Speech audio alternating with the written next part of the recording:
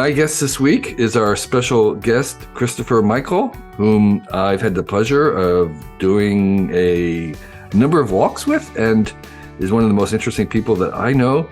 And he always has interesting things to tell me. And so I'm really interested in your tools for us this week.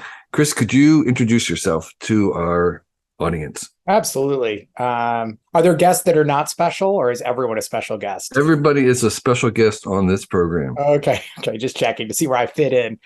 My name's Christopher Michel, and I'm a photographer. And I think, as you know, I've been doing this for about 15 years full time. But before that, I was an entrepreneur. And before that, I flew for the Navy as a navigator and mission commander hunting submarines. So I'm hoping my third career will stick. Yes. Well, it's a great thing. And you have become, in my estimation, the de facto photographic recorder of Silicon Valley and the kind of nerd tribe that I belong to. And I hope you keep going with that in your different projects, which we might, at the very end, have a chance to talk about. I'm going to add this to the back of my book that I'm working on. And I'll just say, as a small aside, I once had the opportunity to be the Dalai Lama's photographer for a week. And at the end of the trip, he was given a copy of my book, which is about Tibet. Right. And he lived there, and it was the cover is Portola Palace. And this book has no text. It's basically just photographs. And the Dalai Lama looked at the books, and he kind of looked a bit dismayed and said, "There are no words." So, I don't think he meant it this way, but I thought it was a perfect book quote. Yeah. There are no words. Okay, that's a great blurb for a photo book. Yeah. Exactly. There are no words for what I see here. Yes, exactly. I think you get the idea of my photography. Right, exactly. No words. So, Chris, tell us about your first tool. Okay. Well, as we kind of talked about, and as I'm a photographer, and I spend, except during the pandemic, I spend 7 months a year on the road in faraway places, mostly polar regions. So like Antarctica, and I just came back from Svalbard with some of our mutual friends like Hugh Howey. And these are kind of cold and moderately uncomfortable places. And when I come home, I often want to just shut down. So I want to be in a kind of smaller place, maybe a darker place, maybe a place where I can be more introspective and often process photographs. And so I guess I kind of find myself gravitating towards the quiet when I'm home, because sometimes when I'm away, it feels far away and cold. And so my first set of cool tools relate to kind of something that's really important to me, and it's my kind of morning ritual. And that morning ritual takes place in my library where I am now. You can sort of see it. It's not usually this dark. And there's my little puppy dog, Sadie. Or it's not usually this bright. I'm sorry. It's usually darker. And I love coffee. Mm-hmm. So a big part of my morning ritual is making a good cup of coffee. And I have done many things in this category and tried many things. So I used to make espresso drinks and lattes with a nice machine, and I stopped doing that. It wasn't as healthy. And then I was doing pour overs, as many people do. I was buying my beans and grinding them. And then I got a very high-end coffee maker, and it was okay. But what I've triangulated on is, I think the best coffee solution is me grinding the beans the night before. I know coffee people are going to be upset about that, but I can't tell the difference. And I put them in my, $200 or $300 OXO 9-cup coffee maker, which I just love. So my first two tools, and I'll walk you over there, you can sort of check this out, are my coffee maker and my grinder, which is by Fellows. And it's pretty inexpensive. It's like a $200 or $300 grinder. And if that sounds expensive, a lot of grinders are a lot more expensive. So you can kind of see, it's difficult for me to see, but can you kind of see that? Yeah. So here's my, three or four different things.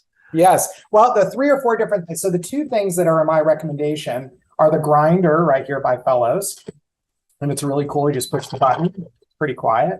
And just a coffee maker. And I just, you just put the beans in and put water in. And I set it to 6 a.m. and I have it every morning. This device here, I love it, but I wouldn't recommend it for most people. It's a doser. So basically in the morning, I just turn this thing on, and or in the evening when I set up my coffee, 55 grams, and it doses my beans. And that was a recommendation from James Freeman, the founder of Blue Bottle Coffee.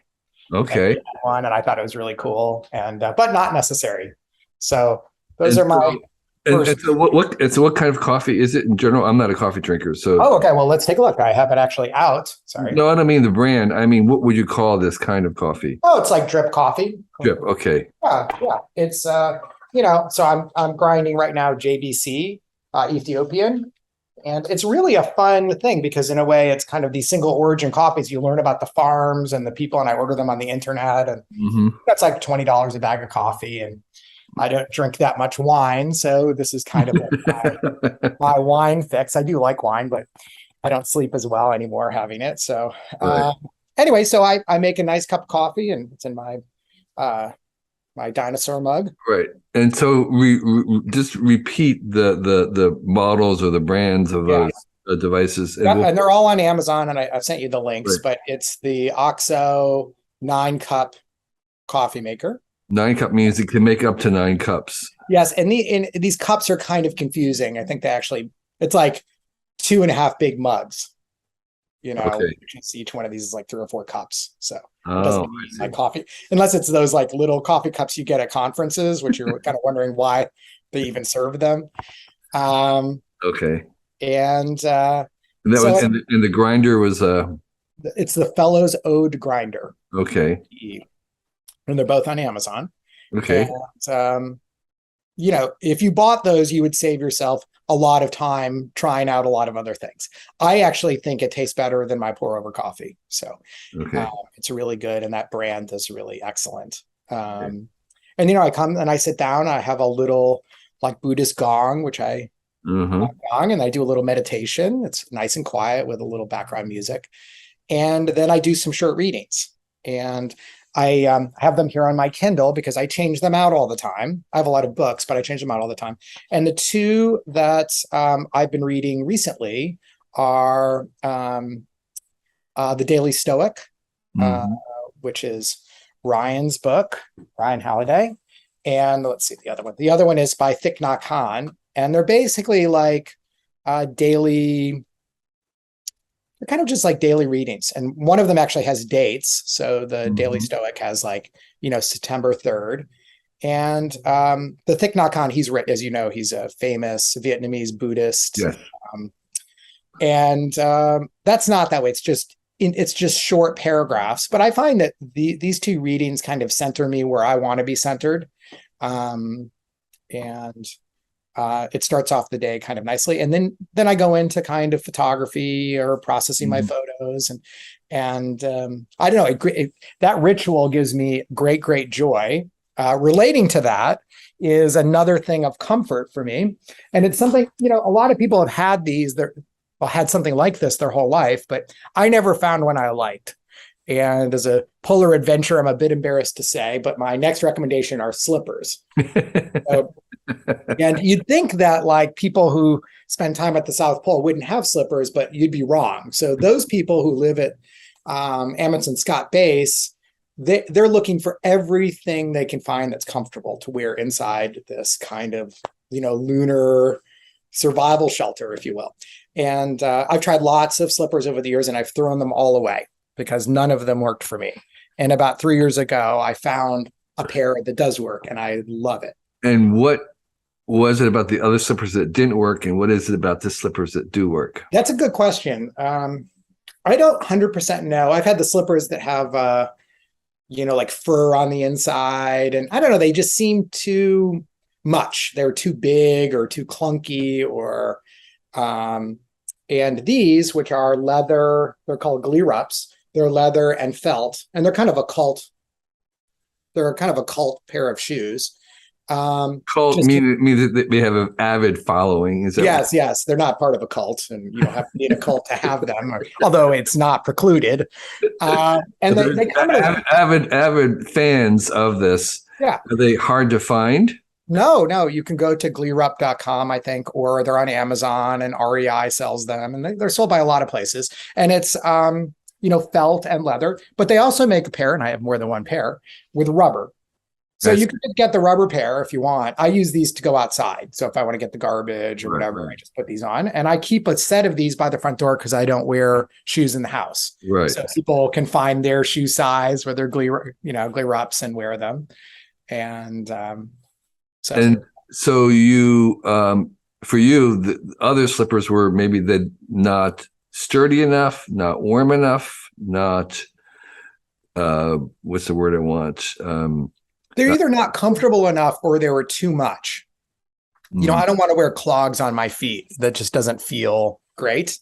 What about Crocs?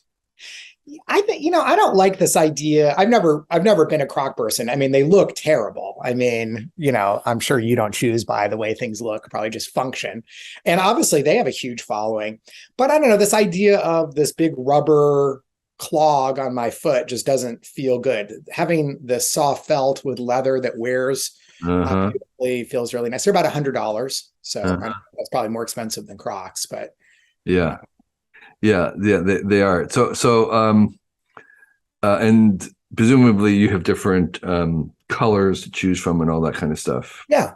They come in different colors and they come in different shoe heights. There's some that are kind of like more like shoes. These are more like slippers.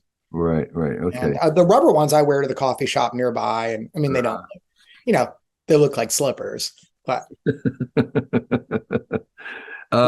they're super comfortable. They're probably honestly, they're probably my favorite shoe that I've ever owned. Why don't you just wear them all the time outside? Well, they don't offer a lot of support. So if you're going to do any kind of walking, a tennis shoe would be better, and they don't look that great. I mean, they look okay. They look like what they are. Okay. But, yeah. Leather shoes sometimes look better if you're going out. Right. You pegged me right because I'm a Croc guy. Oh, yeah, I knew it. And I've judged you for it. In fact, I wear the imitation Crocs. Okay. Which that's like even a step. That's even worse. I know. Yeah, that's my epitaph. The guy who wears imitation Crocs. Yeah, exactly. I don't think I've ever worn them. Are they really comfortable? Yes, they're very comfortable. Because we also don't wear shoes inside the house, and so. Yeah. Oh, you wear inside the house too? I don't. I wear primarily around the house, or if I'm just going down the street to the taqueria or something, where I'm not going to do a lot of walking, because we slip. They're so easy to slip in and out, and I'm sure that's probably also part of what you're slipping. What size foot do you have? Now a 9. Okay.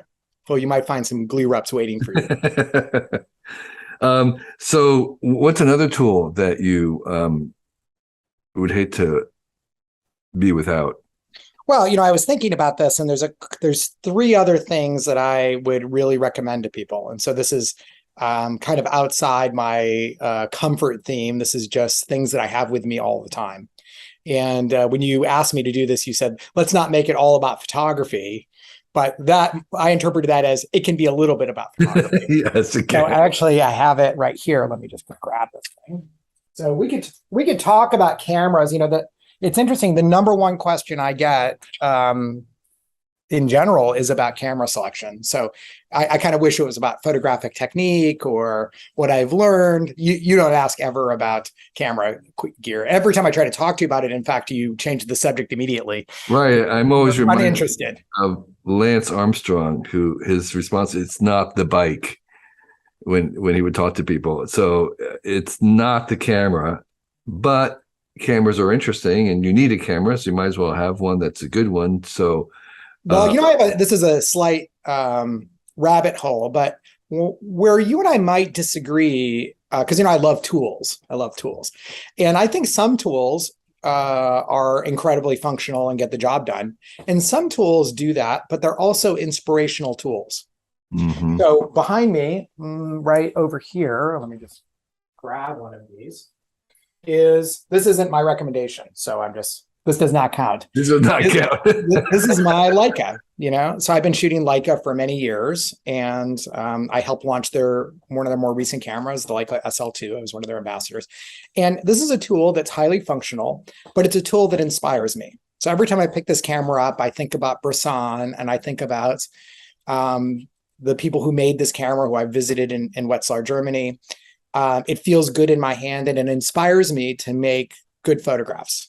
So I do think some tools have that quality. And, what I always say about cameras are, buy the camera that inspires you.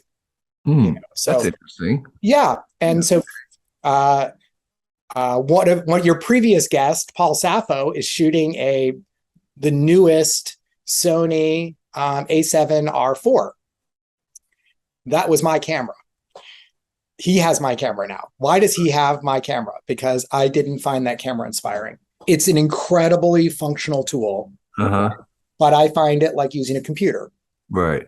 And using a computer and taking photographs at the same time are not in my headspace where I want to be. I want to be in a tactile, mechanical, optical world. And that's why Leica kind of works for me. Right. So I do think that there's an aspect of tools that are kind of like that, or can be. Do you agree? Do you think there's something to that? I do. It's if having a particular camera would encourage you to either shoot more or to particularly to shoot better, it's by all means worth it. And so it kind of depends on whether it actually does inspire you to do it. And do you have any tools that inspire you? Well, what I'm finding out is actually this is my new camera. I'm deliberately not taking my camera anymore and using the phone because it actually inspires me to shoot more and to take more. And I like the challenge of trying to just use a phone. Particularly, and then I'll probably get the new version that has a little built-in telephoto, because that is the main reason why I was carrying camera was just the super zoom, because I needed a telephoto. If I can do the telephoto on the phone, that's like I'm not going to go back to a camera. But that's me. That's because I've been through cameras, and so for me, there's more. I'm more inspired, so to speak, to try and use a phone and its limits. And for me, that would work. For someone else, they might need other things to help them get outside and, or wherever they're going to go, or set something up in their studio, or whatever it takes. And so I do agree that you should try different things and find something that really encourages you and rewards you for taking the time. Yeah. And if that's something specialized or even expensive, it may be worth it. Yeah. Well, it's interesting because that's a good segue into my tools. Right. And, when I teach my photo classes, I talk about the phone. So actually in my last photo class in Santa Fe, I had my first student ever that just had a phone. And, that's, it's a little bit startling to see that, because I'm used to people bringing these expensive cameras and using all these different lenses. And they actually asked me ahead of time if that would be okay. And I thought about it and decided it would be okay. And in fact, it's worth mentioning that if you have a later iPhone, you have a very good camera in your pocket, but the key is you have to treat it like a camera. And this is what almost no one does, including me. So often when I take my phone out, I am predisposed to snapping a really quick picture or taking a lot of them. So, here's like 12 pictures. And then they go into the iCloud, and they live there for some period of time until they're accidentally deleted or something happens, right? Heaven forbid something happens to you and all of your photos just go away, right? So not you specifically, but all of us. And so if you treat it like a camera, which means you take a moment, you visualize the image you want, you take the picture that you want, you optimize the picture, and then you take the photo probably off of your phone and edit it and save it someplace. Like I probably should recommend these. They aren't on my tool list, but Google Photos and Amazon Photos to me are must-use products. I have the apps running on my phone and on my computer, and they're storing my photos. Google, you pay for storage. But get this, on Amazon, if you're a Prime member, it's free. Yeah. Free RAW storage and free JPEG. And this may not be obvious to everyone, but the genius of having, so I don't delete any photos, the genius of having every RAW photo you've ever taken, or any photo you've ever taken in the cloud, is I can go back to one of our many hikes, or maybe the first time I met you. I took a photo, I probably saved that photo, but I really took 20 photos. And on my phone, I can pull down all 20 of those photos. I can relive in high definition all of these moments without having to go to a hard drive or finding it stored someplace. And this is amazing. I mean, this is like transforms things. I've actually gone and re-edited whole trips, and they're just so easy to get the photos, and because a lot of editing tools are way better than they used to be. Right. You know, and one of the advantages of Google is that you can search for things without having labeled them. Absolutely. Well, they've got the best. This is either good news or bad news. They've got the best search algorithms in the world. So actually, your face is tagged, and it actually finds photos that I don't even know exist. Right. That you didn't tag. Photos of me that you might have taken and not ever tagged. Absolutely. Yeah. Well, you know, this is our great segue into, I carry my phone everywhere, but I think of it as like an emergency camera, like not a camera that I would want to use. That being said, if there's like groups of people, sometimes the iPhone works better than a regular camera because everything tends to be in focus, you know, rather than like highly selective focus. And every time I run, for example, I carry a little camera in my pocket, and that's my next tool. And this is it. This is the best small camera in the world. It's the RICOG GR3. It comes in two versions. It comes in a version, they're both fixed lens versions, that's 28 millimeter focal length, which is the same focal length as your phone. And for people who aren't familiar with cameras, that's basically a relatively wide angle image. So your phone image is 28 millimeters. And it comes in a 40 millimeter version, which is kind of what we see with our eyes. Right. A little better for portraiture. But this little camera, you know, it's not inexpensive. It's like $900. But it's an APS-C size sensor, which is quite a large sensor. It's smaller than full frame, but it's a better sensor than I think you would find in way higher end cameras. So when they do sensor testing, this is one of the best sensors in the world. And this thing fits in your pocket. It's tiny. Do you need it? Well, if you have this, maybe not. But I use this like a camera. You know, these are high resolution, beautiful images that I can print at any size, and I carry it with me all the time. So it gets me into that muscle memory of shooting with a camera.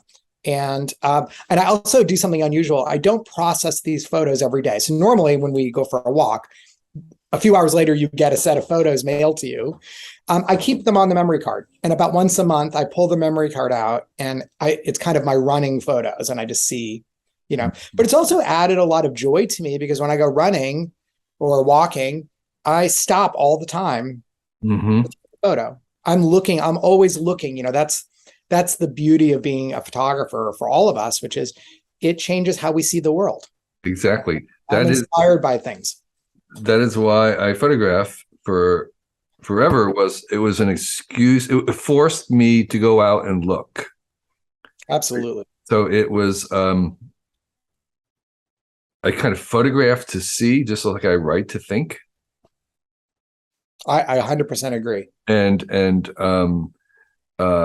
that I wouldn't call it discipline because I am not as disciplined about it, but that practice of photographing is not so much to collect the photographs, but to see, to force myself to look.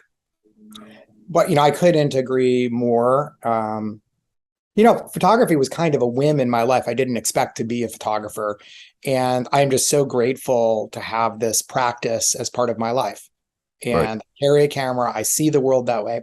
But I also love it because I think memories are the currency of our lives. You know, these moments that we were together hiking in the Cotswolds. Like, remember that day we were in the field and we made those? I mean, that memory is really important to me. That's really important. And I'm grateful to have had that captured. It's like a smell or something that triggers that memory part of the brain. So I don't just, when I see the photo, I don't just see the photo. I re-experience an element of or component of what we had. And I'm sure that's true. I mean, I have your 3-book series here, Vanishing Asia. There are a lot. How many photos are in the 9,000 plus? Yeah, 9,000. So when you look at those 9,000 photos, can you remember the detail? Can you remember where you were? Yeah. It's amazing. I mean, I can't remember often the name, but I can remember being there. I can remember the other details for most of them. I mean, there are occasional ones like, like I don't quite remember, but by and large, it is a prompt. And what's curious and what people have studied this have shown is that oftentimes our memories over time become formed by those photographs. Yeah. Because it is kind of a bookmark, but it's more than a bookmark. Right. Or it's more than it becomes our canonical version of things. Yeah. And we kind of, because it what's the word I want? It enhances or emphasizes a particular view, and that it kind of like brings it brings something to the surface. We have difficulty accessing all our memories, and because we, in our brain, we were there, but we can only retrieve certain things, and making a photograph actually assists in retrieving that. And so that becomes the sort of the thing that we retrieve. Yeah. Well, my last photo tool is the camera bag that I use all the time. So this is my ONA Bowery bag, and it's a little leather bag. It's really small. It looks kind of big because it's close to the lens, but it's small. Like, here's my Leica camera, just as a sense of this. Okay. And I've had many, many camera bags, as all photographers have, and this is the one that I love the most. And I carry it with me all the time. Tell me about why you love it. It's really small. It looks good. It wears well. I can find everything really easily. Everyone comments about the bag. They think it's really cool. It's just simple. Some of these camera bags are like tech items, and I have some of those things. Right. And it looks like you're on a photo shoot. This isn't like I'm just out. Right. So I went through a number of camera bags, and for when I was working on my books, I had, a very specific kind of thing that I was shooting, street photography, certain kinds of cameras that I was using. And I couldn't find anything exactly what I wanted. And so I commissioned a bag maker. Only you. To make it. And it was probably not more expensive than if you bought one. And he made a little prototype, and we kind of then tweaked it. And that's not made out of leather. It's made out of, the Cordura kind of backpacker kind of material. But that to me was kind of like, so now I have like a custom bag. It's very tiny. It has exactly what I wanted, and the zipper, this, and the Velcro, that, and well, not Velcro, it's actually a magnet. And it's custom made to carry what I carry. Because one of the things that I carry is I carry a folded umbrella inside, because it's not just a camera bag, it's also my thing, and I use that for shade as well as for if I did do a flash. But there's a couple of things in it that, like, I had very, very specific requirements. That's so cool. Do you still have it? Yeah, I do. Okay, bring it on the next hike. I'd love to see it. And I'm just suggesting, as a cool tool, besides the leather bag that you're showing, and you might be able to find somebody if you really have specific requirements. You might be able to find someone to make a bag for you, not much more than actually purchasing one. Yeah, I know a number of photographers that have done that. I think Ohm may have done that. Ohm Malik, Alan Schaller has done that. But one thing that's changed potentially since you had that made is there are these incredible specialty modern bag makers like Peak Design. Right. Well, they're a Bay Area company. I have a Peak Design backpack, which many people have, and then I have one that's the sling, which is really small. Right. And honestly, I don't think I could come up with anything better than that. I mean, it does everything. This isn't my main shooting bag. This is I carry a camera everywhere I go bag. Right. I'm shooting, and I need multiple lenses, and I need other things. it really, the kit determines the bag. Right, exactly, right. And my bag was my Asia shooting bag, where I had two or three cameras and lenses and an umbrella, and then a place for my passport and my wallet. And yeah, don't count them out, because little bag makers they love that opportunity to make something custom. And then once you create it, you could put it on Kickstarter. Exactly. So the bag, if you buy Vanishing Asia, you get the Kevin Kelly travel bag. Yeah, well, it's very unlikely that anybody else would suit them, but you could, because it is very, very, very small, and that stuff barely fits in. But that was one of the requirements. The bag that you have, and they recommend, is there a name for it? Yes, it's from ONA, ONA. It's the name of the company, and it's the Bowery. The Bowery. Yeah. Okay. And it comes in fabric and canvas and leather. I just like the leather because it looks cool, but it doesn't matter. But I guess I would call it kind of like a fashion camera bag. Right. It's like something you could just carry around and not look like you're a photographer. It's also kind of good because maybe people would be less likely to take it, or it's a little more subtle. Right. Camera bags are a little bit different than that. And my last tool is not really photography related, and I wanted to have one tech tool, and this is it. Maybe you already talked about this. Have you guys used this on Cool Tools yet? The Anker power charger. Yes, I love this thing. Yeah, they've just recently come out with a new model, and maybe that's the one. I don't have the current one. Well, what's amazing about this thing is not only is it fast charging of any USB-C devices and USB, but it's powerful enough to keep my MacBook Pro charged. So basically, I don't carry that giant brick around, that huge thing that ships from Apple. I just have this thing and a bunch of USB-C cables. Right. And so some USB-C cables plug right in, like I'm using a MacBook Air here, just plugs right in, no problem. Right. And the new MacBook Pros they've gone back, like what's old is new again. They have the MagSafe. Yeah, but it goes into a USB-C. Yeah. So what I love about this tool is, one of my fears in traveling to remote places is that there will be a critical thing that I need that I have left behind or I've lost. So the top of that list was an SD card reader. Yeah. So remember when Joni was running design at Apple, they got rid of everything. It's like there's no plugs, there's no there's no reader.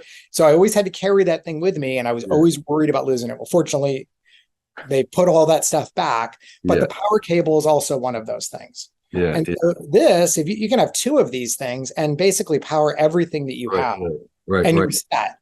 Yeah, I know. I had the same nightmare, I guess. Is one time I left on a trip and I forgot to bring my camera battery charger. Oh yeah. It's like because I tried everything to try and charge the battery without the charger, but those are so specific in terms. Well, I can well, I don't know if I can beat that, but I can relate. I went to Antarctica for the first time in 2004, and I brought a Canon 1D S, and the charger was a big thing. It's like a huge block of whatever. And I had it I checked it in a bag, and my bags never made it to Antarctica. Mm-hmm. So I had one battery for 3 weeks in Antarctica, and I turned everything off. And I took it was like using a large format film, one picture, and until it died. And then I tried everything. I'm lucky I didn't burn the boat down. Yeah.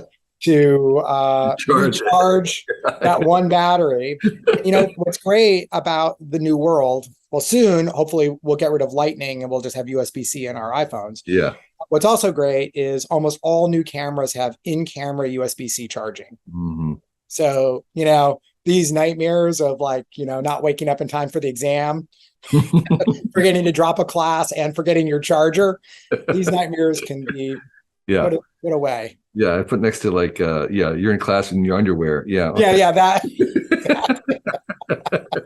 That'd be a fun list. Like most common, like nightmare. Yeah, well, I mean, speaking of as photographer nightmares, there were. It's not just digital because there was exactly the same kinds of things with film, and the quintessential, the most canonical error in the old film days, which I did, was the way you would put film in, and there would be a little leader film that would connect to the roll thing, and it only took one time where I thought the film was advancing, but it was not advancing. It hadn't quite caught. Oh yeah. And so I was shooting a roll of film.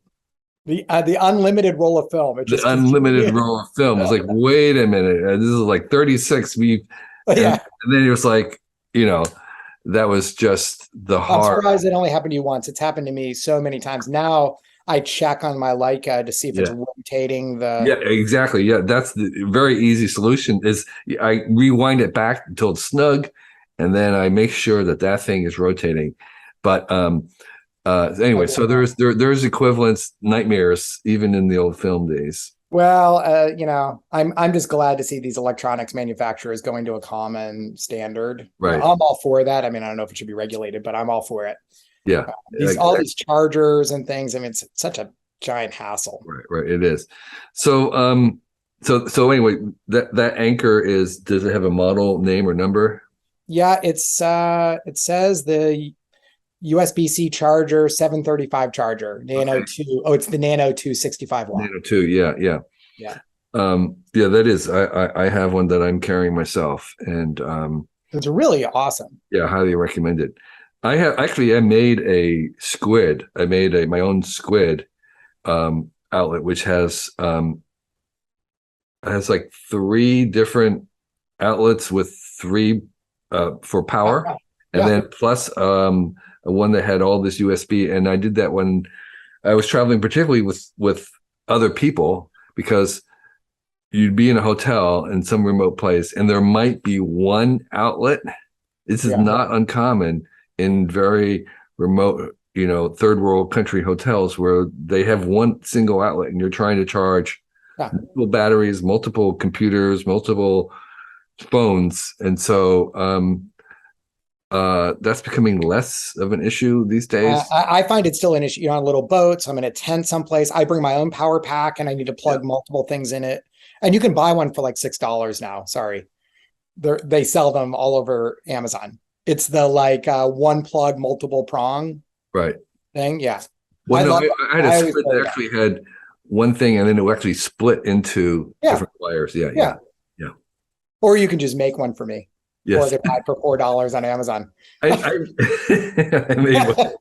So, Chris, tell us about your current projects, or one of them anyway, or your workshop, or a book, or what would you like to share, or both? Well, I think my main focus right now. So I'm the artist in residence at the National Academy of Sciences, Engineering, and Medicine, and I'm working on a project called New Heroes. And the idea is that we hear from a lot of people in the news or in the media, and I wouldn't say that they're all great role models. I won't name any names, but I think we can imagine who we're talking about.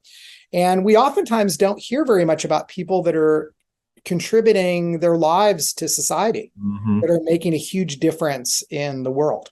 And so I started this project with the National Academies, which is probably the premier science organization in the world, to photograph and help elevate people in science, engineering, and medicine. So could be Nobel laureates like Jennifer Doudna or Francis Arnold, David Baltimore. It could be astronauts like Victor Glover, mission controller Gene Kranz. It could be writers like Michael Pollan. But it also could be people up and coming in their career. So I'm traveling around the country and interviewing and photographing these people, and giving away the photos to them, to their institutions, to the academies. I've updated hundreds of Wikipedia pages. So the photos all get given away. And it's also kind of a big deal to these scientists like Carolyn Porco, for example, who worked with Carl Sagan on to image the pale blue dot and was the Cassini imaging lead. She said that every time, well, maybe I shouldn't say this. Let's just say she found it difficult to be able to legally use the professional photos that were taken of her because photographers don't often give them away. So I'm giving these scientists great imagery that they can use. And we've done that with you, right? I've taken your photo. You're one of my new heroes. Stuart is one of my new heroes. And in my world, everyone knows who you are. But in a lot of places, people don't know. And I think that they would find it inspiring to know. And so this couples a lot of things that I love. One is, like we're all looking for purpose in our lives. So this feels like something I can uniquely do in the world. I love interesting people, right? Like kind of like you. It's an excuse to go spend a day with people that are changing the world and to learn from them and build friendships. And so that takes most of my time. And you were asking about workshops. A couple times a year, I try to give back my passion for photography to others, and I teach workshops. So I have an upcoming workshop in October, and there's room if people want to sign up. And it's the Santa Fe workshops. It's in San Miguel de Allende, and it's like only 4 days or 5 days. But what I would say to people who either are photographers or early in their career, or maybe they have never really taken photo seriously, is the one thing about photography is it's easy to learn. I am 100% confident that I can teach anyone to be a good photographer. Being a great photographer is different. So it's easy to learn, hard to master, I guess I would say. I don't know if I'm a great photographer. I'm working at that every day, right? Because it's so hard to get to that next level. But making good photos consistently is really easy. And in 4 days, I can absolutely teach people to do that.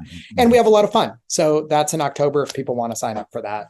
And next year I'll do Maine and probably Santa Fe. And then I just led a trip to Svalbard. So I had 10 interesting photographers or budding photographers on this trip. And, to me, it isn't just about being in class. It's adventuring with your friends and learning from them and with a purpose. And the purpose is like photography. And we did a little bit of that even on our walk in the Cotswolds, where photography was a part of that.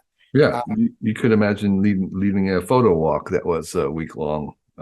So in our walk and talk, we did a topic that people chose every night. But in my classes, everyone gives me their 5 best photos and we review them. For that day. For the day, we review them that night or the next morning. And everyone can watch the photo review. And it's so easy to learn what would make a better picture.